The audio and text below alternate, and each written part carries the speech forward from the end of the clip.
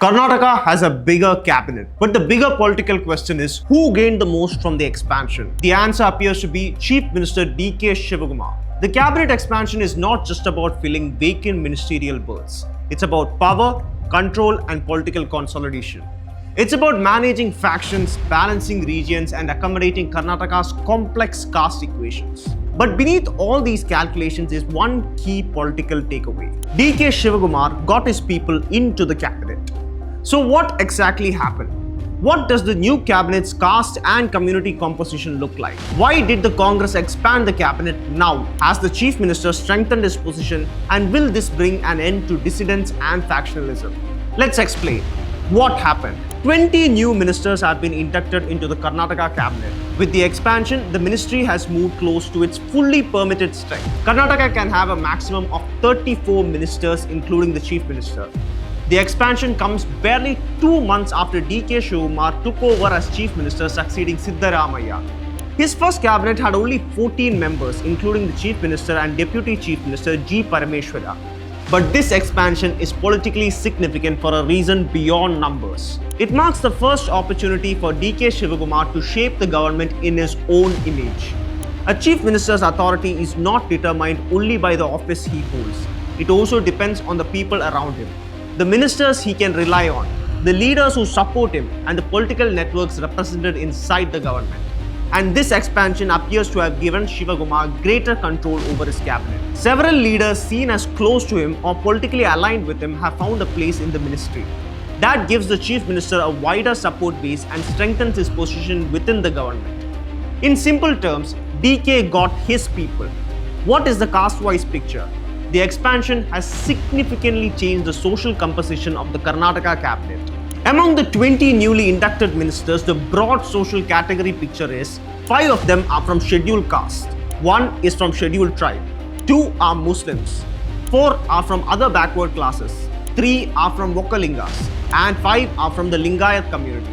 The broad social spread reflects the Congress's attempt to balance representation across communities while also accommodating competing political interests.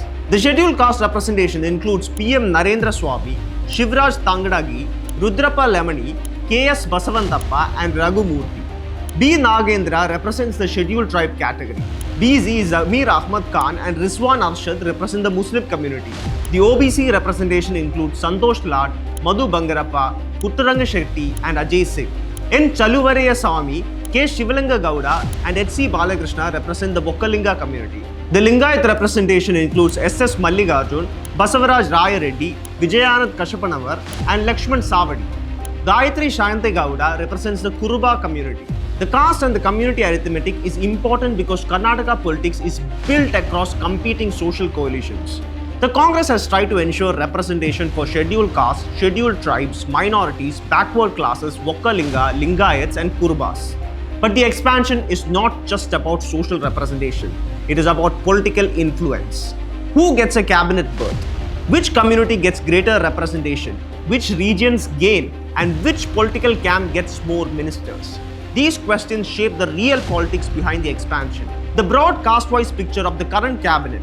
When the existing cabinet and the newly inducted ministers are viewed together, the ministry presents a much wider social coalition. The cabinet now includes representation from scheduled caste and scheduled tribes, Vokkaliga community, Lingayat community, Kurubas and other backward communities, Muslims and other minority groups, regional and community-based political groups. The broad objective is to ensure that no major social bloc feels excluded from the government. For the Congress, this is important because its electoral coalition depends on bringing together several communities rather than relying on one dominant caste group. The expanded cabinet is therefore designed to reflect the party's wider social coalition. But the caste arithmetic also has a political dimension. A stronger presence of leaders associated with D.K. Shivakumar gives the Chief Minister greater influence inside the government. So the cabinet is both socially representative and politically strategic. Why did the Congress expand the cabinet now? The answer lies in 4 factors: power, faction, region, caste. First, power. D.K. Shivakumar became the Chief Minister after a carefully managed leadership transition. But taking charge of the government and consolidating authority are 2 different things. The cabinet expansion gives Shivakumar an opportunity to build a stronger political team around him. By accommodating leaders he trusts and leaders who are politically aligned with him, the Chief Minister can strengthen his grip over the administration and improve his ability to manage the government. This is not necessarily about sidelining other leaders. It is about ensuring that a Chief Minister has a dependable political base within his own cabinet. Second, factional balance. The Karnataka Congress has several powerful leaders and competing political camps. D.K. Shivakumar is now the Chief Minister and one of the party's strongest organizational leaders.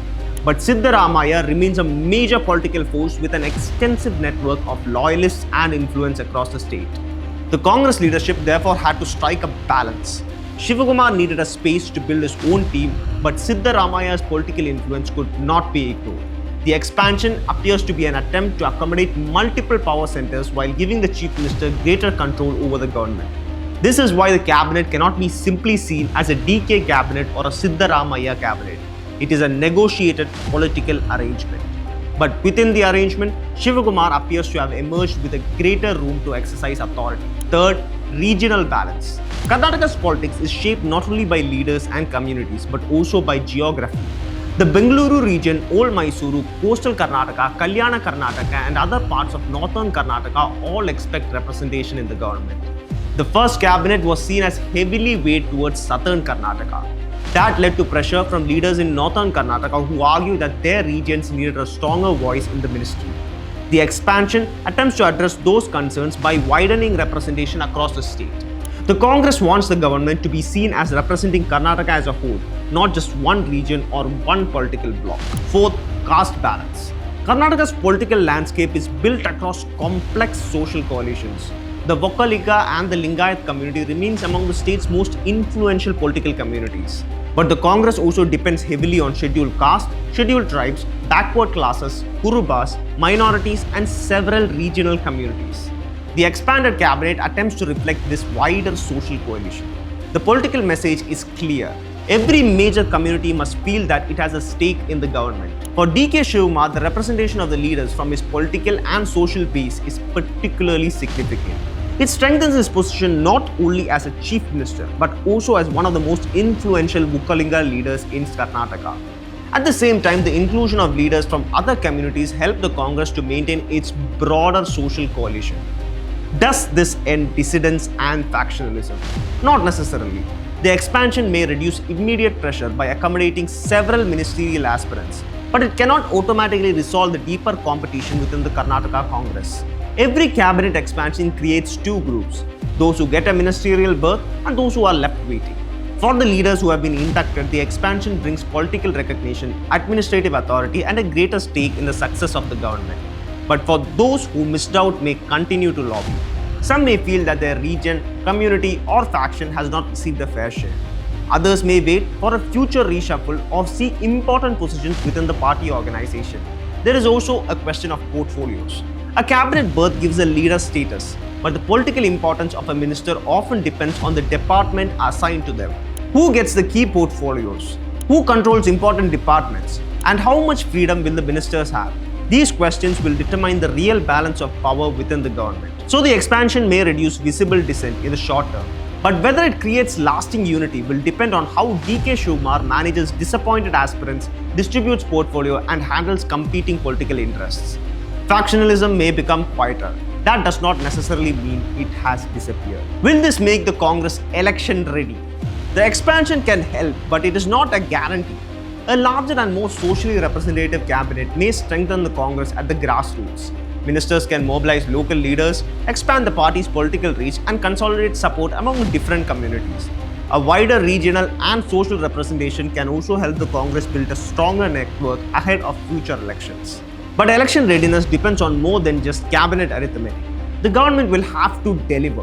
The Congress will have to demonstrate effective governance, implement welfare promises, and address regional concerns. It will also have to prevent internal differences from becoming a public political battles. The party's challenge is to convert cabinet representation into political performance. A carefully balanced ministry may help the Congress reach different communities.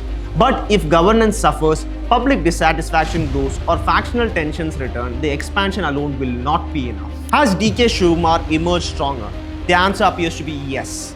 D.K. Shivakumar has not only become the Chief Minister, He has now the opportunity to expand the cabinet and bring more leaders aligned with him into the government. This gives him a broader political support system and potentially greater control over the administration. The expansion also strengthens his position as the central figure in the government, but his authority is not absolute. Siddaramaiah remains an influential leader. His political network continues to matter, and the Congress High Command remains the final authority on major questions involving leadership, cabinet composition, and power sharing. So Shivakumar has emerged stronger, but with a system of political accommodation. He has gained more space, he has strengthened his team, and he has got many of his people into the cabinet. But his real test begins now. Can he keep the party united? Can he manage the expectations of leaders who were left out? Can he balance his own supporters with those loyal to the power centers? And can he turn this political consolidation into a better governance and electoral success? The Karnataka cabinet expansion is more than just a government exercise. It is a political balancing act between D.K. Shivakumar and Siddaramaiah, between loyalists and aspirants, between regions and communities, and between immediate political needs and long-term electoral goals. But one political message stands out. D.K. Shivakumar got his people. The expansion has given the Chief Minister a larger political team and strengthened his position within the government. But whether this ends factionalism or merely postpones the next internal power struggle remains to be seen. For now, Karnataka has a bigger cabinet. The bigger question is, does D.K. Shivakumar now has a strong government and a stronger grip on the Congress?